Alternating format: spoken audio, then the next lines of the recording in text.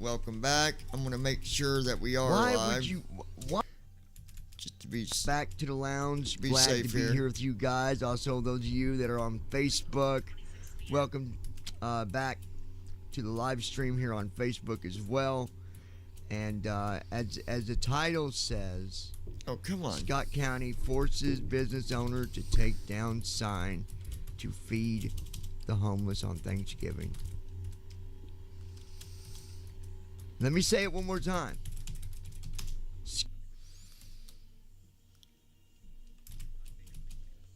Okay. Title Now, says, oh, come on. Scott County forces business owner to take down sign All right. to feed the homeless on Thanksgiving. Let me say it one more time.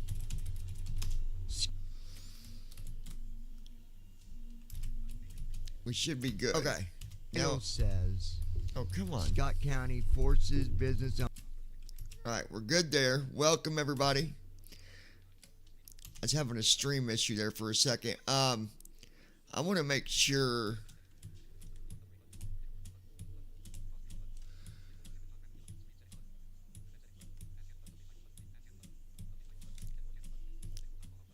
Let me see if I can.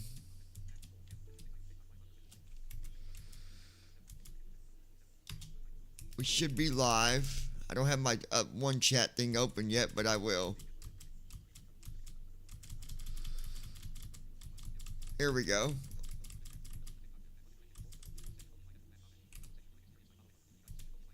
All right, awesome. All right, so that is good. Then we'll go here. We'll open up the TikTok chat here. And there we go. So let me make sure it's working. So I'm just going to say hello, everyone. All right. So figured this live stream is going to be a little different, you guys. We're going to be looking at a story. This is a guy who lived under New York City for over 20 years. I find it absolutely amazing. You know, he was one of those that are called Moes, right? And this guy, he knew what he was doing. That's, I mean, to live in the tunnels for that long, even after they ran everybody out, you know, a lot of people had homes under there that was their home, but they got ran out due to the violence and the vandalism. But this guy, he didn't get ran out because they didn't know about his home that he had under there. He was well hidden under there, and nobody never paid no attention to it. So let's check that story out.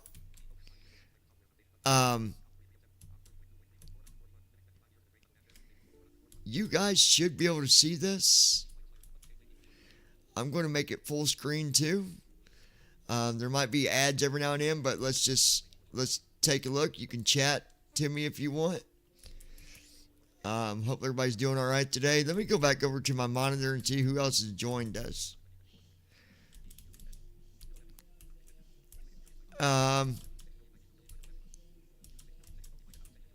Nana, we got user with the long number. Mike, how you doing, my friend?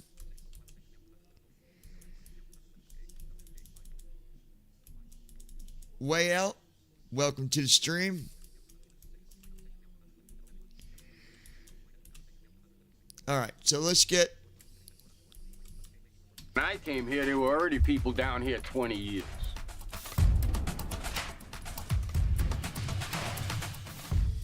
Around 2008, I went looking for mole people, a name given to the homeless who live in the tunnels beneath New York City. My search led me to the Freedom Tunnel, an Amtrak train tunnel that runs under the Can you West guys Side see this Highway okay? in Just New let York me know City. if you can. Decades earlier, when the train tracks were still abandoned, this tunnel was home to dozens of people and is largely responsible for the urban legends of mole people. Well, there ain't too many people that live down here anymore. Yeah. In the early 1990s, the tunnel became active again, and a massive eviction took place. A fortunate few were able to go undetected and continue living in the tunnel. I was lucky to meet one of these people and work out a time to film an interview. So, how do I find you when... All right, my house is easy to find, actually. You go down the service road to the end of the gate, the last gate that you come to. Service Right road now, right they here? got it locked. All right. My house is right above that. All right. Is there a ladder there or something, or You call me. what's your name? My name's Walter. Walter? I'm Eric. Good to Nice meet you, man. Eric.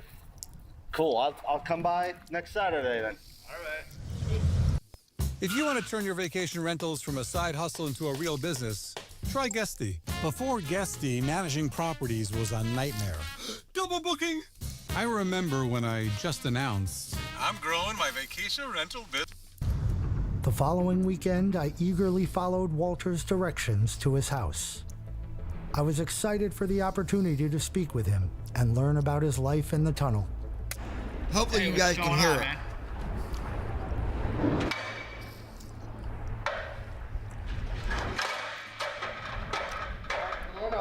All right. Once I climbed up the ladder, I was astonished to see the home Walter had built for himself. Thanks a lot for letting me come on up here. Talk to you for a minute. He had stuff packed everywhere, but also had all the comforts of home. That's my toilet over there. Don't even open it. I have the house divided in sections. What you're looking at right now is basically my bathroom. To your left is my kitchen. This over here is the living room. And upstairs is the bedroom. Don't forget to take pictures of my buddies. More stuff you picked up from the trash? Of course, they didn't walk down here, you know, from a zoo or anything. After the brief tour, I wanted to know more about Walter's history here. How'd you find out about this place? I've lived here over 20 years. Yeah, well, how'd you originally find out about it?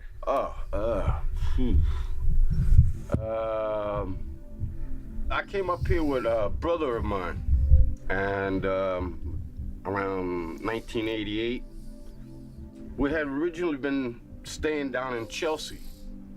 Things got a little bad down there, so we actually just wandered up over here. And back then, there were people all up and down the tunnel. People lived in the block houses over here. People had tents and wooden sheds. But it was a lot different then. There was no Trump buildings and all that back then. It was all wild, derelict cars and truck trailers and, you know, all kinds of stuff lying out. The railroad wasn't working then. The late 80s, early 90s in the Freedom Tunnel are well documented by numerous articles, books, news stories, a documentary, and even an episode of Jerry Springer. We made friends with the people down here, and we had originally been at the other end of the tunnel. You know, little by little, we just wandered here.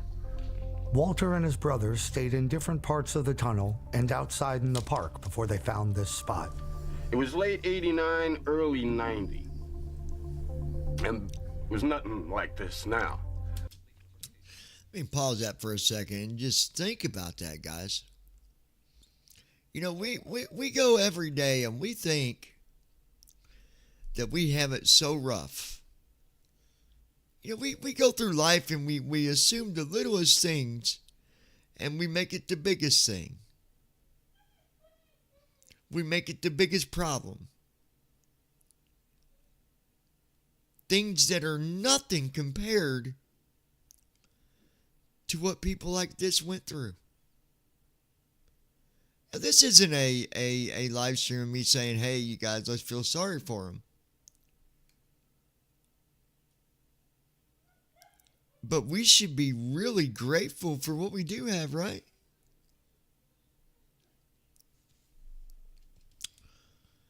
Some people, I can't even imagine living in tunnels like that for 20 years.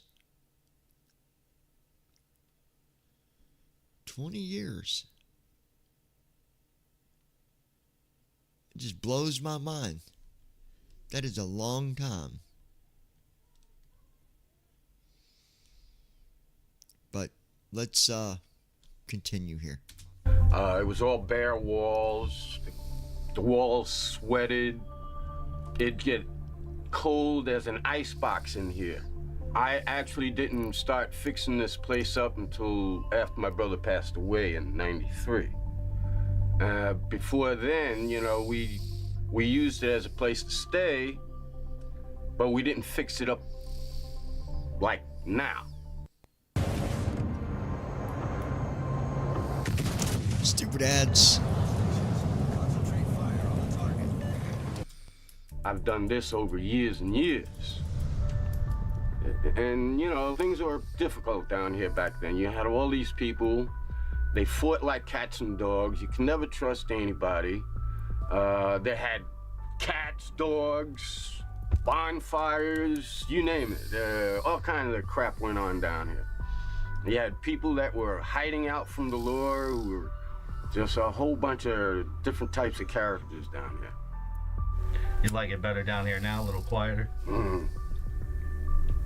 Oh yeah, I couldn't have all my stuff the way I do now, you know, the way it was then, because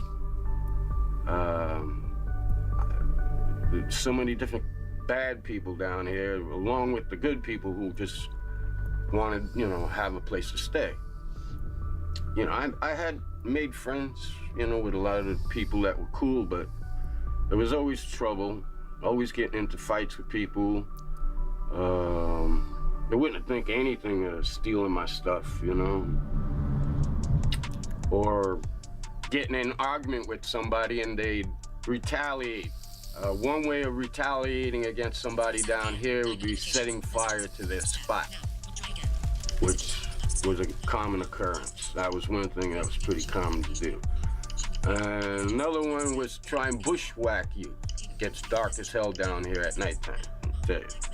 I've had 2 times that people tried to bushwhack me down here. And fortunately, didn't work. No. What'd you do to, did you just fight them off, or? Oh yeah.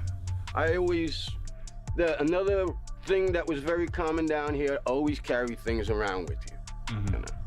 And people always carry things, knives, this. So, you know, somewhere around 95, the authorities cleared them all out, threw them all out of here. Good thing about it was they were all on that side of the tracks, right? And I'm the only one on this side of the tracks.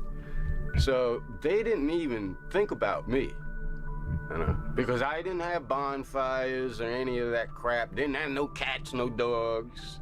So they didn't even know I'm over here. You know?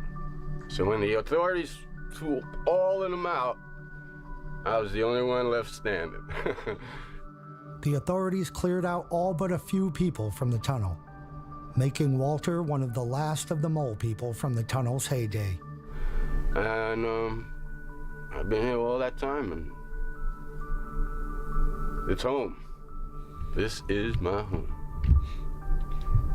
And yeah, some of them I was sorry to see leave, because some of them I was friends with, but the others, man, didn't bother me at all. Take them all out. It was good for me, man. In the years between the 90s and 2007, a small handful of new folks moved into different areas of the tunnel, but they were much more discreet and fewer in number than the previous residents. The good thing, after all these years, there's only a few people that have come back down here, you know, moved. One friend of mine, he's been down here about 15 years. And another friend of mine, he's been down here, you know, a long time too. And everybody else, like Bert, who lives across the way, this Spanish guy, Carlos. There really haven't been too many people that have moved in down here since they moved everybody out, which is great. I like it that way. 50% of the US is using an ad block already. With Pi Ad Block, visit your favorite websites and watch ads disappear. However, you can also opt to see certain ads. What do you typically do for, you know, like money and food and stuff like that? I don't get food stamps or anything like that. I rebuild the computers that I find out on the street, and then sometimes I resell them. I sell books to book vendors out on the street, a bookstore up over here on the 80th.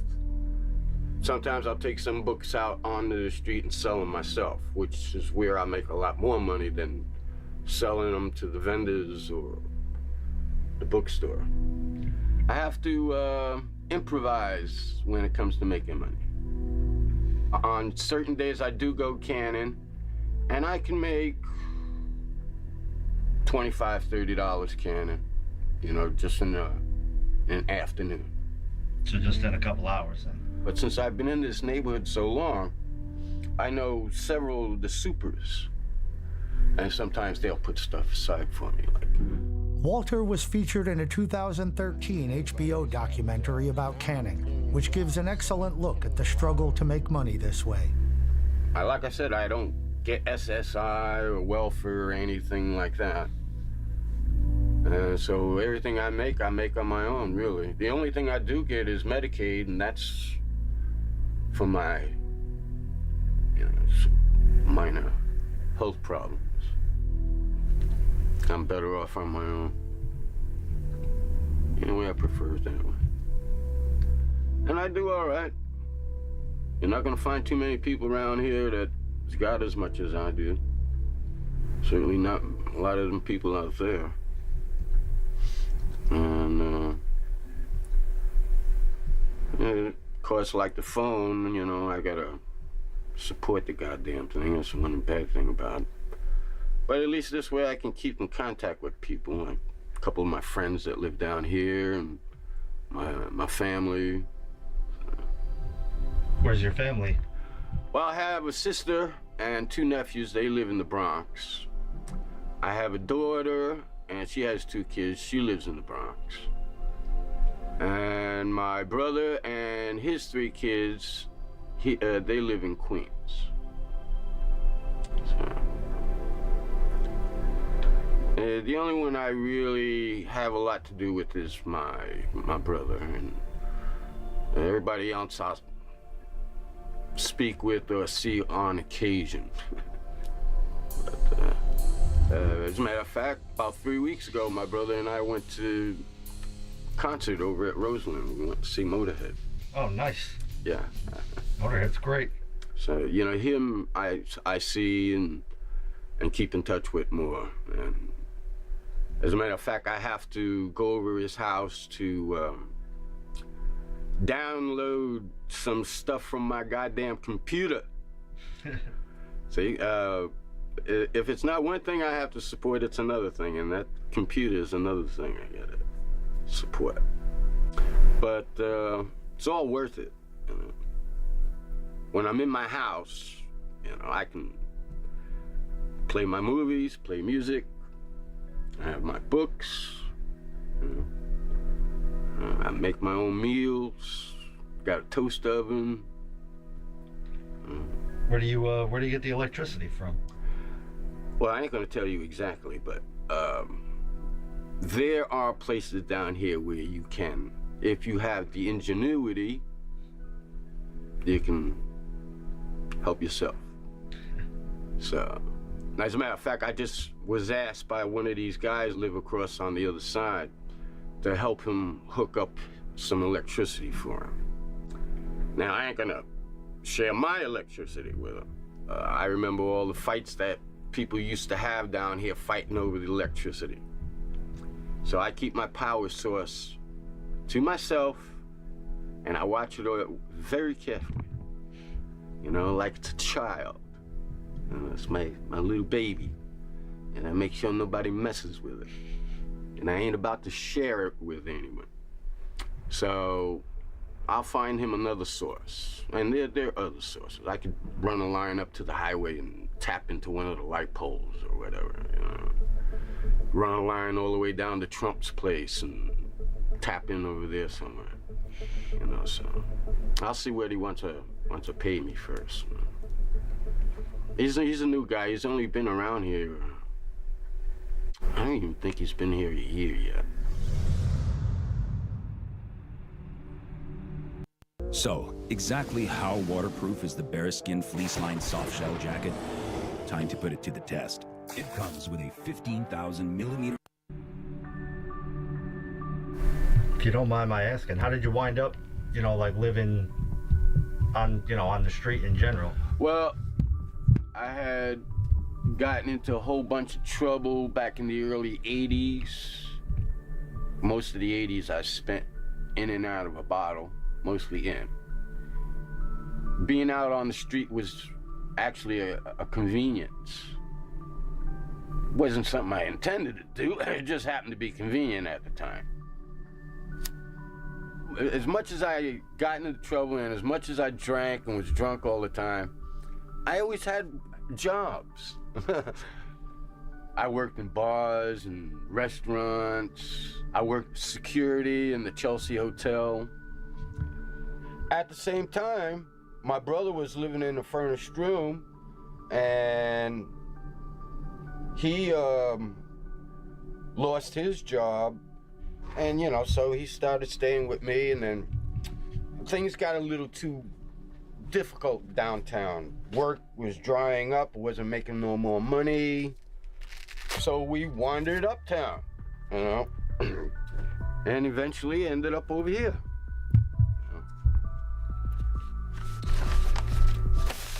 That's him. This was a New York Times story from Thanksgiving of 1990. Over the years, Walter was in many articles and other media. Earlier that summer, my brother and I had been in Time magazine story. I was in Der Spiegel, a few documentaries. I've had my so-called 15 minutes of fame a few times, actually. There was a French documentary which filmed in the tunnel around the same time I did, but Walter chose not to be a part of it. She was supposed to be some muckety-muck, real big in that genre, but she was real cheap. She wanted to give me 20 bucks. I said, what are you, crazy lady, man? I ain't, that ain't me. That's for damn sure. I was really curious how Walter remained in the tunnel all those years, especially with the increase in Amtrak activity and construction crews at the south entrance. You don't get hassled by the construction people or train people at all? My house is part of the superhighway. It's built into the superstructure. And I technically fall under the authority of Department of Transportation. So the railroad people have no authority over me or my house.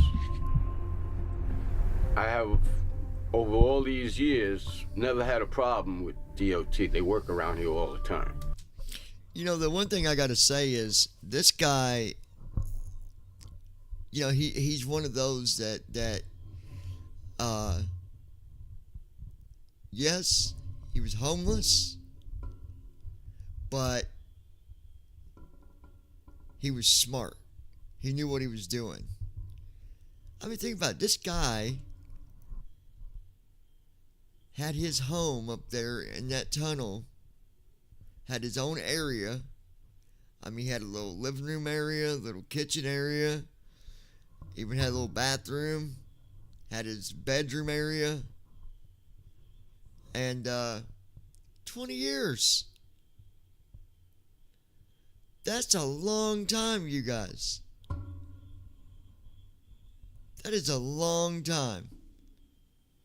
All right, let's continue here. You know, they work around my house. As long as they don't bother me, nobody else can bother me. Even the police can't bother me. And as a matter of fact, since the police started patrolling down here, they bothered a lot of other people, but they never bothered me. As a matter of fact, they came down here one time. One of the guys patrol at night. You know, drank a couple. I can't stop recommending this to everybody. Drivers, if your insurance rates keep going up like mine, then you have a file on me now, and they know all about me and know my status here. Whenever anything goes wrong down here, they come knocking over here, ask me what I know about this, that, or whatever. Like last year, they found some dead person further down the tunnel. And of course, they came here to ask me what I knew about it. Like I knew who it was. I don't know what happened. And what probably happened, it was probably during the winter, and somebody was probably sick, and they laid down and didn't get back up. I haven't heard anything about it since, but that's a thing that it's happened down here a lot. Walter attributed his longevity in the tunnel and police looking the other way to him keeping a low profile over the years. You pass up and down here and you won't pay much attention to my place, and there's not much that's going to draw your attention to it. And that's one of my secrets for all these years that I've been here. That's why when they haul everybody out of here, they didn't even bother me. You know? They got all them. When you first came down here, and you probably passed up and down these tracks. Been by here a couple times. I didn't notice it. Yeah. And that's one reason I've been able to stay here. And why, for the most part, I've always been safe, and my stuff has been pretty safe, and I go out and I'm fairly secure that my place will be here, and Oh my gosh, everything will be fine. It won't be no problem. The entrance to his place is easy to miss, which helped with the security of his home. You get people that come through here, have absolutely no regard for the people down that are here, or stuff they come across, or you get all kinds of them too, and you get the kids love to come down here and start fires, and you get these freaking graffiti artists who tried to steal my ladder one day. And I had to throw a bunch of beer bottles at them to chase them out of the goddamn tunnel. I can't run after people no more. I just forget about it. And they'll make it. But 30s now. And 2012. He lived in the Freedom Tunnel for 25 years and was the last of the mole people from the tunnel's peak in the 1990s. Around the time of Walter's passing, Amtrak began painting over the old graffiti and cleared out the last remaining residents of the tunnel. Today, the tunnel looks very different from 2008. There are still some signs of what the tunnel used to be, but most has been cleaned up and painted. You know, it's amazing. I like watching these stories. I like listening to these stories about these survivalists. You know, it's one thing, you know, going through life and you get by and you know, you live for 60, 70 years. But my true definition of a survivalist is someone like that. 20 years this guy lived in them tunnels. For 20 years he was in the roughest environments that we could imagine. But he survived. He survived it for 20 years. All because he played it smart. It seemed to me like this guy probably kept to himself. He probably didn't bother a lot of people. He found ways to I mean, he even ran his own electricity into that area. So he definitely was a survivalist.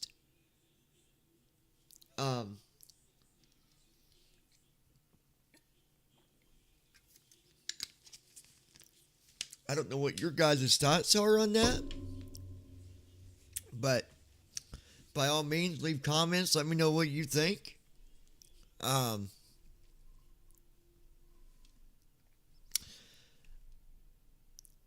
You know, the one thing that I really like to do, and I'm hoping that I can bring that to the channel here in the near future, anyways. And I like to explore. I'm someone who loves to explore, and I like these old buildings and stuff of that nature. And I've got some stuff that I'm going to try to do with my niece. We're going to try to do some videos.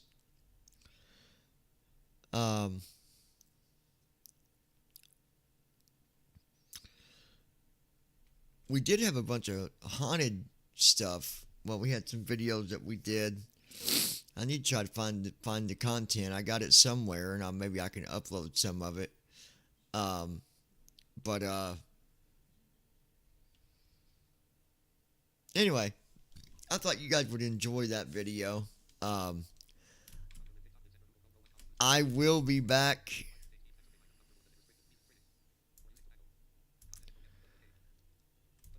Oh, it picked up that guy.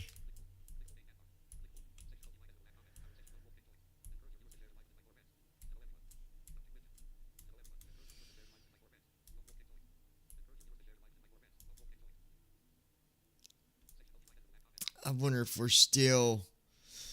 I didn't realize that guy in the video, he had lit a cigarette, and it didn't completely shut off the live stream. It just made it unavailable to some areas. I'm gonna have to remember that. I forgot all about that.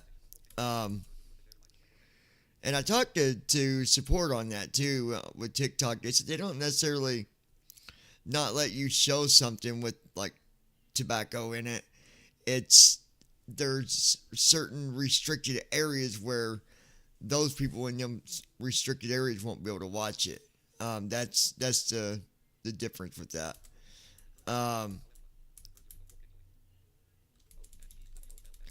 Lone Wolf, how are you, my friend? Guys, before I end this, I would like to ask you to please be sure to tap the screen and also share with your friends. Help show your support if you can. Become a subscriber. That is one of my biggest goals, is to get subscribers, and that would really help me out. But I'm one person. I can only do so much, and I do my best. So I will be back here later, you guys. Again, I appreciate y'all. Give me a little while. I will be back. We're going to do a test in the sim again, and hopefully we can figure this out, because it's really starting to get frustrating.